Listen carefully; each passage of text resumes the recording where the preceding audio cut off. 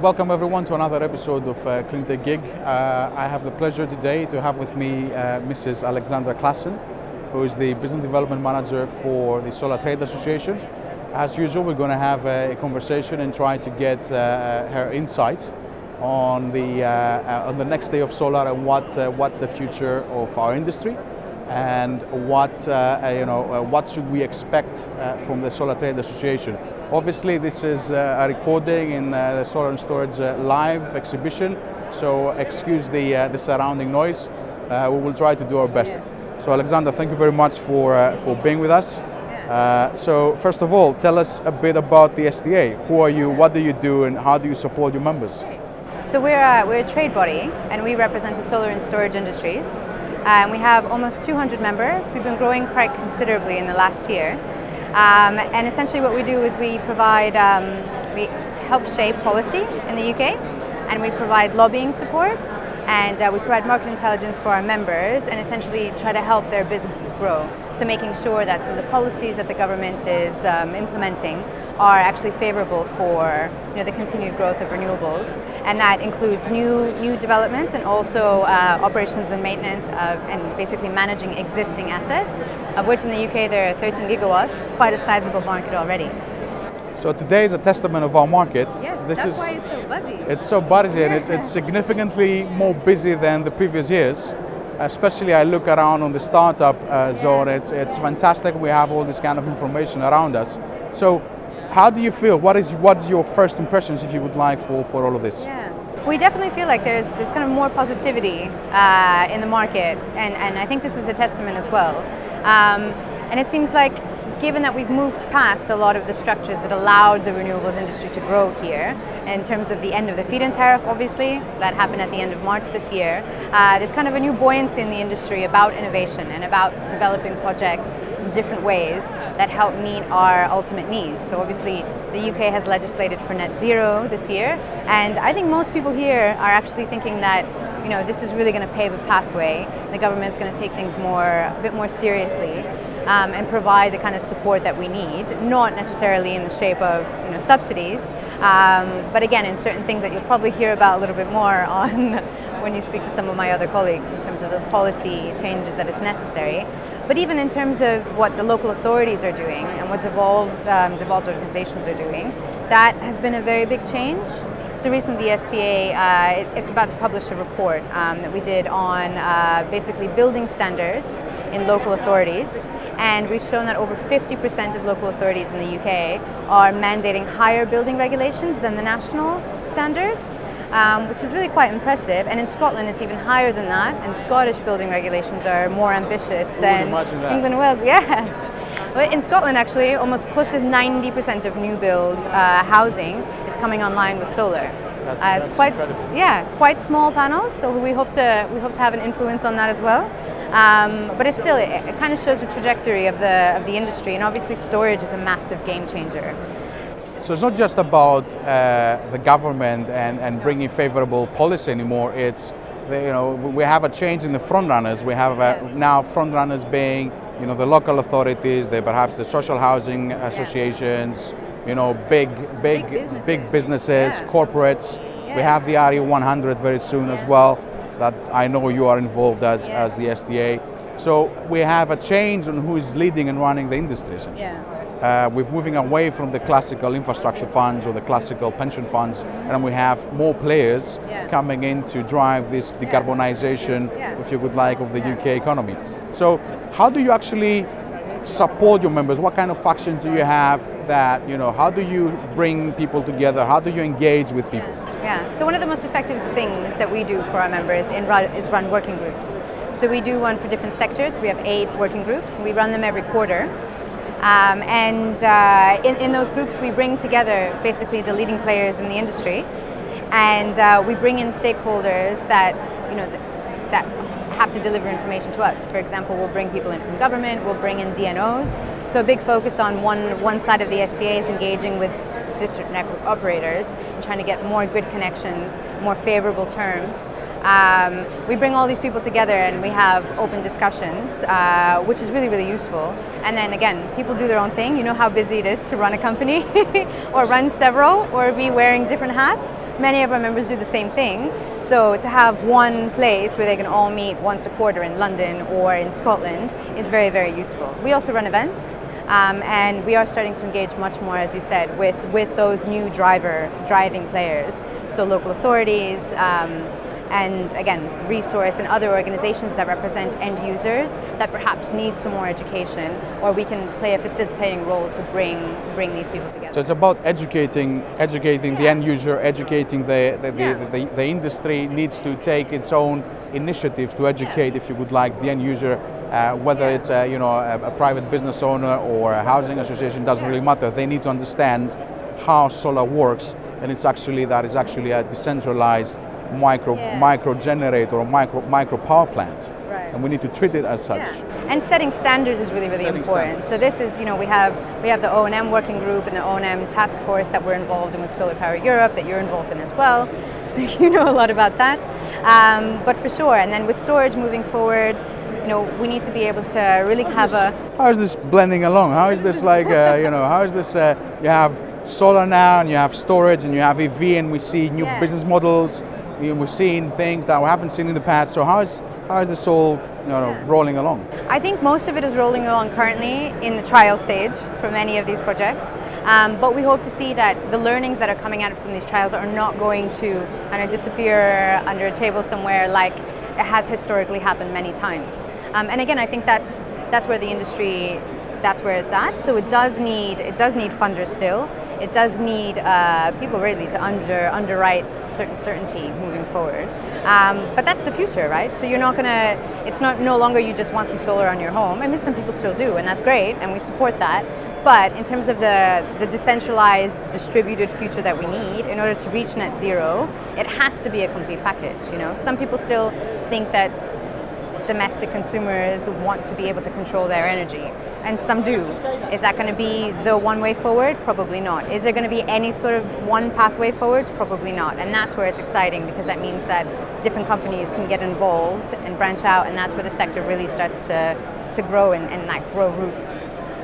Let's address the elephant in the room. Yeah. We have a movement in Europe to actually decarbonize. So we have specific policies being taken or being put in place to close down, power plants that they have coal as primary fuel or gas or whatever else.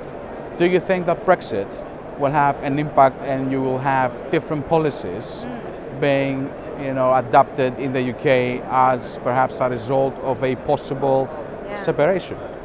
It's very, very difficult to tell. Our membership is very, very extensive. So we support many different types of organizations. Some of our manufacturers, that are international, they might be hard hit by changes in the currency. It's really hard to tell, but ultimately I think that these things aren't going to change. Local authorities will still need to decarbonize. Businesses still need to cut their energy costs down. So it's a big change, and the public pressure that we're seeing more widely with the effect of Greta and David Attenborough and the climate extinction rebellions.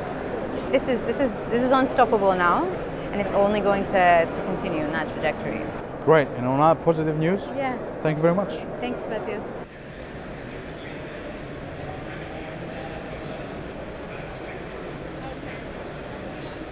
Following the discussion we had with Alexandra Klassen, it is a pleasure to have with me Nicholas Gall, who is the Senior Policy Analyst in the SDA, and we will have a chat about the current policies that the government is looking to adopt, and why should people start considering what kind of effects these policies will and impact the policies will have on their assets. So Nick, thank you very much for taking the time to speak with me. Here. Yeah. So first of all, what are your impressions from this year's Solar and Storage Live? It's very upbeat. So I was here last year, obviously, and I think the atmosphere is a lot more energetic this year. People seem very positive about the direction the industry is going. It feels very optimistic. Yeah. Great. So TCR, what is it? why should people start taking serious note on TCR? So the TCR is the Targeted Charging Review, a huge suite of network charging reforms that Ofgem, the regulator, are introducing to the UK market. And they're going to impact distributed energy generation in two ways. So both pertain to what are called residual charges, which are a component of the charges that network companies are able to recoup from their customers effectively, like consumers and generators. So the first piece is to do with on-site generation and storage. And effectively, Ofgem are looking to switch from the current model where you pay for the poles and wires of the network based on how much electricity you use to a fixed charge per connection to the grid. So for a large commercial or industrial with a lot of on-site generation who've been able to avoid peak charging historically, they're potentially looking at a 10-fold increase in the amount of network charges that they have to pay. So for like a large factory who have been used to avoiding triad peaks using batteries or on-site generation, they're potentially going to see an increase of £90,000 a year in new network charges from 10 to 100. Very significant. And obviously that really impacts on-site solar generation and the economics of that. We estimate at the STA that that could potentially reduce the economic value of on-site solar for a large commercial or industrial by 10 to 15%. So definitely a real concern for the sector. But this hits the current operational sites, whether they are utility scale or commercial scale, and it adds another component or another complexity on new development. So when we do our new financial models, we should be taking that into consideration as well. Absolutely. So they haven't yet decided on which specific trajectory they're going to take, but it looks like they're very keen on pursuing a fixed charge as opposed to the current net volumetric charge, aka like how much energy you're using. So that's one piece. The other piece is what's called embedded benefit reform. And this refers to the fact that in the UK, all solar is connected to the distribution network. And as such, it doesn't have to pay for the cost of balancing the transmission network, where there can be pretty significant disparities in supply and demand. That benefit is, it accrues to solar in two ways. So first, they don't have to pay that charge, and they can receive a benefit from suppliers with whom they contract in their PPAs for helping those suppliers avoid their share of that charge. So you have these two benefits that together are worth about £5 a megawatt hour. So you're looking at potentially 10 to 12% of the wholesale price in additional benefit that is sort of just laid out in your PPA with a supplier, for example. And what is our proposal, Nick? What do we do as an industry to somehow leverage that, counteract that? What is the STA proposing? Well, so we've already succeeded in delaying implementation of that policy by at least a year. So initially, Ofgem we're talking about introducing this reform as soon as 2020. Thankfully, that is now firmly off the table.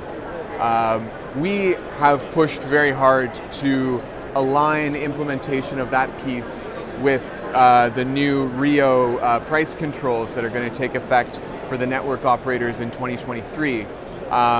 So it could potentially be delayed a couple of more years. Ofgem seem receptive to that argument.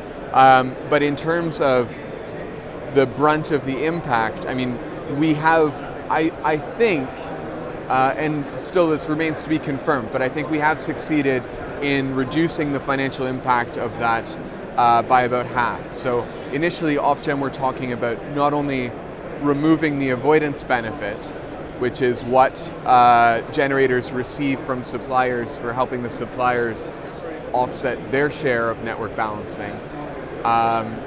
So that piece is probably off the table, unfortunately. But in terms of distributed generation actually having to pay the cost of transmission system balancing, I think we have forestalled that. So hopefully we're looking at a potential net loss per megawatt hour of £2.50 rather than £5. But it is undeniably a significant... On an unsubsidized environment where capex is essentially, you know, an extremely important KPI, and it's make or break kind of situation. On new development, £2.50 is a significant. We will have a significant impact. So our own analysis suggests that this is going to prevent, I believe, 5 gigawatts of potential subsidy-free solar from coming online by 2030 that would have been viable otherwise were it not for these reforms. So very, very significant. Totally counter to the UK government's stated objectives around net zero by 2050, decarbonization. It's a real step backward, and it's very harmful for the industry. Very briefly, Nick, what other policies are you working on and looking at? What other activities you do on the policy side within the SDA? So the other piece of Ofgem's network charging reform right now is around connections.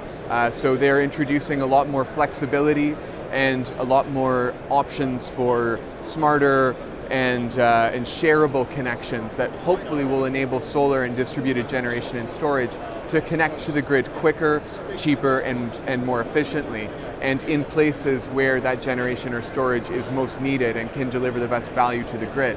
So that's being launched in parallel to the TCR reforms I was just describing. And that's something that we're working really hard with ENA, the Electricity Networks Association, and other stakeholders to derive the most benefit possible for solar and storage from those reforms. But I think it could be something that's actually very positive for the sector. So you're looking at, for example, being able to connect a solar farm only during the day and then share the connection with a gas peaker or something overnight when the solar wouldn't be generating anyway. And I mean, currently you can do that on sort of an ad hoc basis, but this would formalize those opportunities and establish a framework around rewarding that kind of flexibility in a new way. And I think that could be really positive for the sector. Great. Nick, thank you very much for your discussion. Appreciate it. Cheers.